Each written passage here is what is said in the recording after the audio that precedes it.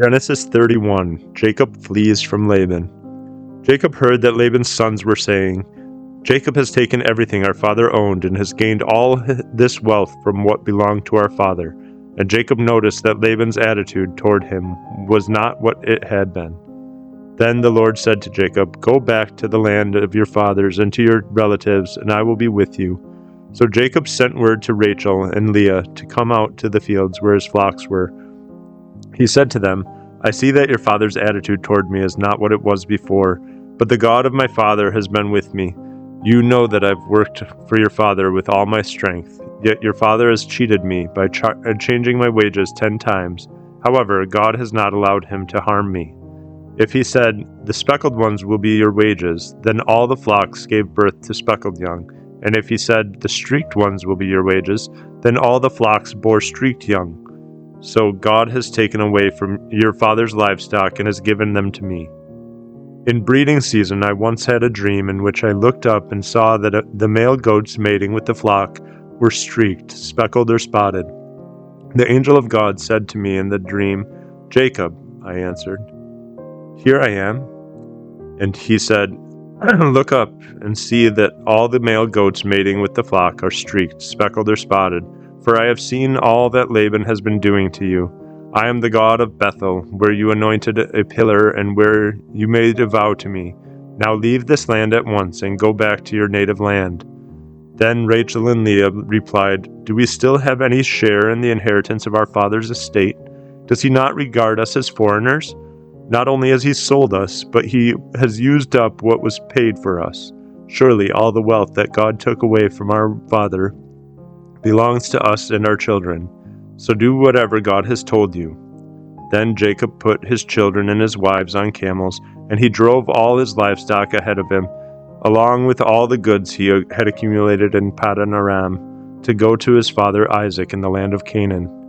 When Laban had gone to shear his sheep, Rachel stole her father's household gods.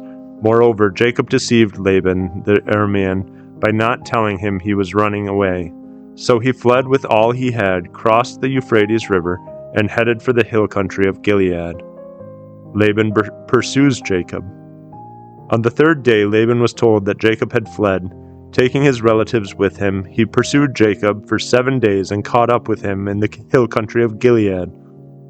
Then God came to Laban the Aramean in a dream at night and said to him, "Be careful not to say anything to Jacob, either good or bad."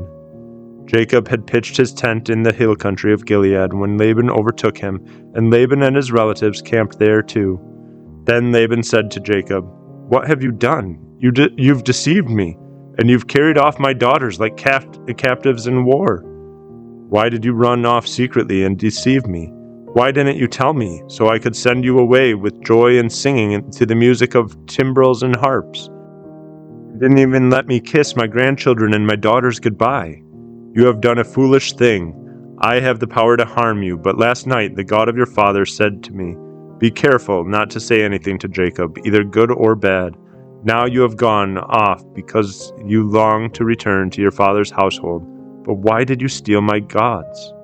Jacob answered Laban, "I was afraid, because I thought you would take your daughters away from me by force. But if you find anyone who has your gods, that person shall not live. In the presence of our relatives, see for yourself whether there is anything of yours here with me, and if so, take it."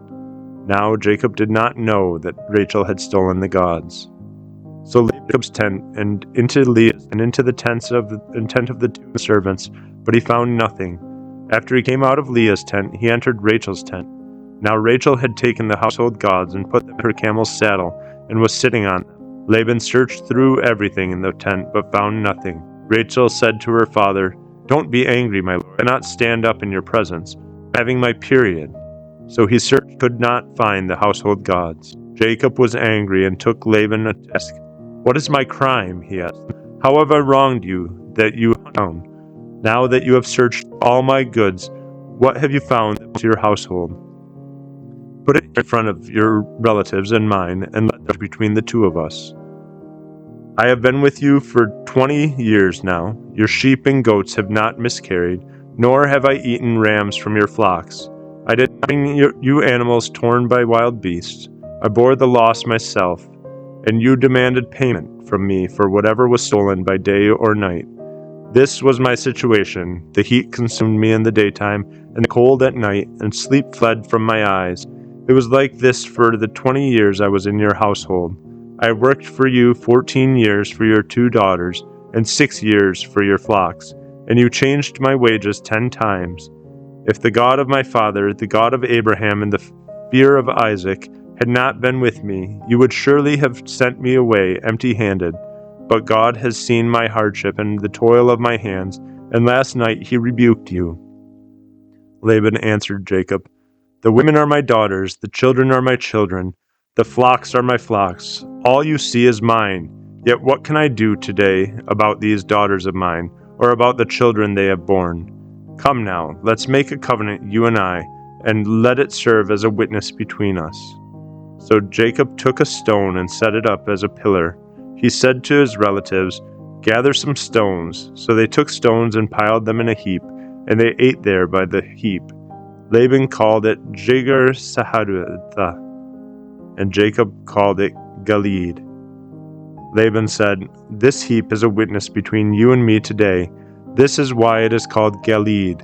It was also called Mizpah, because he said, May the Lord keep watch between you and me when we are away from each other. If you mistreat my daughters, or if you take any wives besides my daughters, even though no one is with us, remember that God is a witness between you and me. Laban also said to Jacob, Here is this heap, and here is this pillar I have set up between you and me. This heap is a witness, and this pillar is a witness, that I will not go past this heap to your side to harm you, and that you will not go past this heap and pillar to my side to harm me. May the God of Abraham and the God of Nahor, the God of their father, judge between us. So Jacob took an oath in the name of the fear of his father Isaac. He offered a sacrifice there in the hill country and invited his relatives to a meal. After they had eaten, they spent the night there. Early the next morning, Laban kissed his grandchildren and his daughters and blessed them. Then he left and returned home.